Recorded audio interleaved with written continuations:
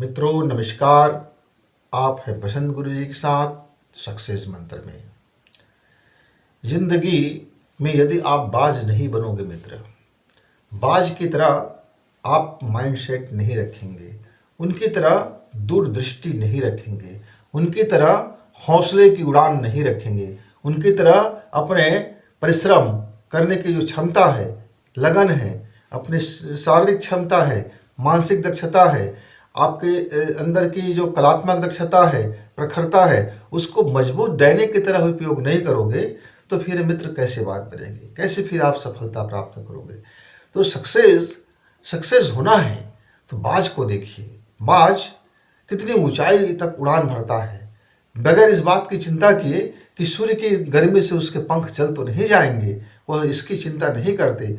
वह अपने मजबूत डैने से इतनी ऊंची उड़ान भरती है और उस उड़ान भरते हुए उतनी ऊंचाई से भी वह जमीन के नीचे अपनी शिकार को, अपनी चीज़ों को देख लेता है। जब तक आप में दूरगामी दृष्टि नहीं होगा, जब तक आप में ऐसी दूरदर्शी सोच नहीं होगा, जब तक आपका जो थाट है इतनी मजबूत नहीं होगा कि वह अपने आज के लिए, अभी के लिए, इसी वक्त के लिए यदि आप जीना चाहते हो तब भी आप बाज बन सकते हो।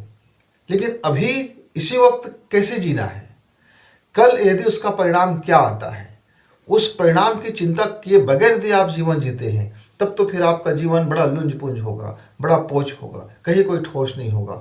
लेकिन आज का जीवन आप यदि अपना बेस्ट जीना चाहते हैं, कल का जो संचित कर्म था वो आज आपको मिलेगा। क्योंकि जब आज आप बीज बोते हैं तो उसका वृक्ष आज नहीं बनता, उसका फल आज नहीं मिलता। बीज तो आज आपने बोया, तो बीज बोते समय यदि आप अपना 100% लगा दिए, उसकी समुचित रखवाली किया, सही बीज को उपचार किए, सही तौर तरीके देखे, उस बीज के विषय में जानना भी जरूरी है कि वह बीज है आखिर किस बात का, आखिर इस बीज पर वृक्ष बनेगा तो ये कौन सा फल देगा। लेकिन यदि आप दूरदृष्टि नहीं अपनाते हो, दूरदर्शिता नहीं अपनाते हो, और आप अब एक किसान था, एक किसान बड़ा जबरदस्त किसान था, अपने जीवन में बड़ा सफल था। क्यों सफल था? क्योंकि वह जब अपनी बीज बुआई से पहले वह पता करता था कि मुझको इस साल कौन सा फसल लेना है, और वो फसल लेना है तो मेरी मिट्टी का क्या गुणवत्ता होगी। वो मिट्टी परीक्षण कराते थे, यह भी देखते थे कि इसकी अनुकूल कौन सी प्रकृति होना चाहिए, कितना इसमें जल होनी चाहिए, कितना तापमान की व्यवस्था होनी चाहिए, हवाओं की दिशा क्या होनी चाहिए, कितना आर्द्रता चाहिए, कितना सूखापन चाहिए। सारा चीज़ का आकलन करने के बाद, और वो अपने वो जहाँ रहते थे उस एटमॉस्फेयर को वह तुलना करते थे, फिर उसके बाद वो बीज का चयन करते थे। उसने कभी इस मुगालते में नहीं रहा कि फलाना देश में फलाना बीज बहुत शानदार होता है, फलाना राज्य का ये बीज बहुत शानदार है, उस किसान ने इतना बोया तो इतना फसल हुआ। ऐसे लोभ में आकर के कभी उन्होंने अपनी फसल नहीं लिया। वो अपने खेत, सीमित खेत थी उनके पास, जोत का जमीन सीमित था, लेकिन बुद्धि अपरिमित था।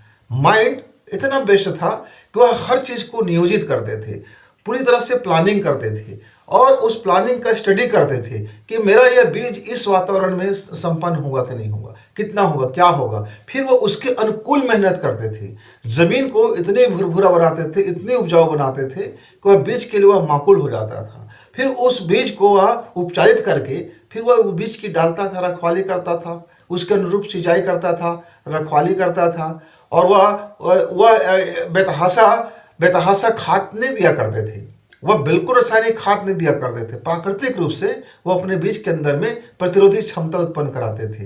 वो चाहते थे कि बाहरी कोई हवा, बाहरी कीट पतंगे, बाहरी जो बीमारियां हैं मेरे वृक्ष को, मेरे जो फसल को, मेरे धन धान्य को वो नुकसान पहुंचाने की कितना भी कोशिश कर ले, जितना भी कोशिश कर ले, पर उसको वो क्षति न पहुंचा सके। अंदर से ही इतने स्ट्रांग बना दिया जाए कि बाहरी आबो हवा उसको नुकसान ना पहुंचा सके। मित्र, उसकी फसल हमेशा शानदार होते थे। फसल इसलिए शानदार नहीं होते थे कि उसका बीज शानदार है, शानदार इसलिए होते थे वह बीज का माहौल और एटमॉस्फेयर और उसकी समस्त कर्म जो होता था वो शानदार होता था। मित्रों, जीवन में यदि आपको बेहतरीन सफलता चाहिए तो भी आपको इस किसान के अनुरूप इससे सीखनी चाहिए। इससे आप सीख ले लीजिए कि आज आप किस बात की तैयारी कर रहे हैं, क्या उस तैयारी में पूरी गुणवत्ता है कि कुछ बचा है, कि अभी उसमें कुछ दूरदृष्टि बचा है कि अधूरा है, कि ऐसा तो नहीं है कि कुछ का कुछ हम आज का जीवन उठा लिए, कुछ का कुछ आज का हमने विचार उठा लिया, कुछ का कुछ आज हमने जीवन जी लिया और कुछ का कुछ अब हमने सोच विचार कर लिया, कुछ का कुछ आदतें बना ली, कुछ का कुछ खान पान कर लिया, कुछ का कुछ रहन सहन कर लिए, कुछ का कुछ दोस्ती बना लिए और कुछ का कुछ गपबाजियां कर दी और कुछ का कुछ समय टाइम पास कर दिए और हम जीवन में बहुत कुछ पाना चाहते हैं। तो ये दोनों बातें एक साथ नहीं हो सकता मित्र। यदि आज का जीवन आप बहुत कुछ जियोगे तो फिर जीवन में आपको बहुत कुछ मिलेगा। आज का जीवन यदि आप ठोस जियोगे तो फिर आपको ठोस सफलता मिलेगी। आज का जीवन यदि आप माकूल तरीके से जियोगे तो फिर आपकी सफलता भी माकूल रहेगी। मित्रों, घबराइए मत, साहसी बनिए और बाज परिंदे की तरह आपकी दृष्टि, बिल्कुल दृष्टि इतना हो कि कोई अवसर आपके हाथ में आए तो उसको आप पकड़ लो अपने पंजे से, लेकिन आपका पंजा खूनी ना हो, आपकी चोंचें खूनी ना हो, आपकी आंखों में लुट खसोट ना हो, आपकी आंखों में किसी के लिए आप युद्ध करने नहीं जा रहे हैं, आप अपने जीवन में तरक्की करने जा रहे हैं। तो बाज की दृष्टि पकड़िए, बाज की डेना पकड़िए, बाज के पंजा पकड़िए और अवसर को ऐसा पकड़ लीजिए कि फिर छूटे ना। बाज उतनी ऊंचाई में रहता है मित्र, बहुत ऊंचाई में रहता है, वहां से वो अपने अवसर को देख लेता है और जब वो वहां से झपट्टा मारता है, एक इतनी गति से नीचे आता है कि आदमी को क्या उस शिकार को अनुमान नहीं होता कि ऊपर इतने दूर में उड़ने वाला बाज मुझको अपने पंजा में गिरफ्त में ले लेगा।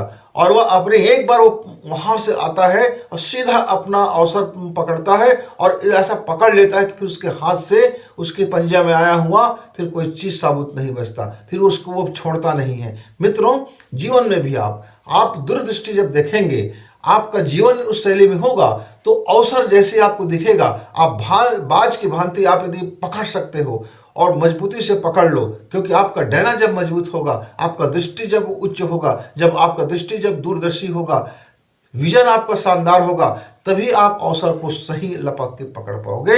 और अवसर मिलते ही आप उसको फॉलो कर लो, अवसर को पकड़ लिया, अब उसको आप आजमाने लगे, तब जाकर के सफलता मिलती है। ऐसा नहीं होता कि भैया मैं घर में बैठा हूँ, मैं कुछ मेहनत नहीं करना चाहता, बस मुझको मेरे माता पिता, मम्मी पापा, भाई भौजाई जो भी है वो सब मुझको खाना खिलाते रहे, कपड़ा देते रहे और मैंने बदले में पढ़ाई करते रहे, प्रतियोगी परीक्षा ले जाते रहे।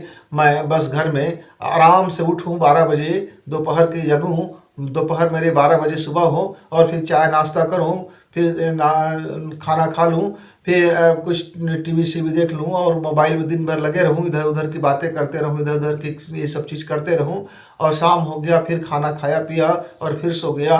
मतलब जीवन का पूरा 24 घंटा आपने जिया तो क्या जिया, तो 0/सन्नाटा, एक नंबर एक अंक भी आपने हल नहीं किया। आज आपका जीवन का जो पर्चा था 100 नंबर का, उस 100 नंबर पे आप 1 नंबर का भी पर्चा हल नहीं किए और आप सोचते रहे आपको मुफ्त में मिलता रहा। तो मुफ्त में मिलता रहा मिलता तो जीवन मुफ्त में कभी आपको शानदार सफलता नहीं मिलती। मुफ्त में गालियां मिल सकती हैं, मुफ्त में आलसीपन मिल सकता है, मुफ्त में आपको जीवन की तमाम वो चीज़ें मिल सकती हैं जो गलत है। पर आपको अपने लिए जब बेस्ट करना होगा तो 100 में 100 अंक लाने के लिए आपको कड़ी परिश्रम करना होगा, मानसिक रूप से भी, शारीरिक रूप से भी, आध्यात्मिक रूप से भी, धार्मिक रूप से भी, आदत रूप से भी, चरित्रगत रूप से भी।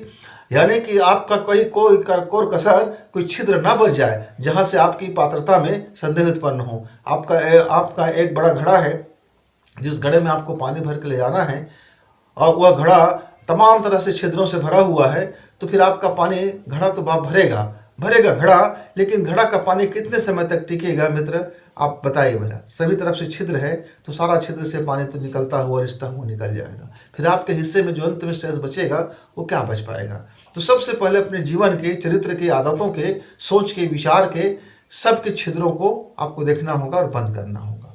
फिर आप अपना परिश्रम बढ़ाइए, जरूर आपको सफलता मिलेगी। तो मित्र, हमारी शुभकामना कि बाज की नज़र रखो, बाज की पंजा रखो, बाज की दिमाग रखो और अपने काम में उससे कम नहीं, उससे कम बिल्कुल नहीं, ये संकल्प करें, निश्चय करें, माइंडसेट करें और फिर जीवन में आगे बढ़े। जहाँ भी हो, जिस क्षेत्र में हो, फिर आपका आगे बढ़ना तय है। मित्रों, फिर मिलेंगे, छोटी बात अनमोल बात लेके आते हैं, जीवन में आपके बड़े काम के हैं। तो तब तक नमस्कार।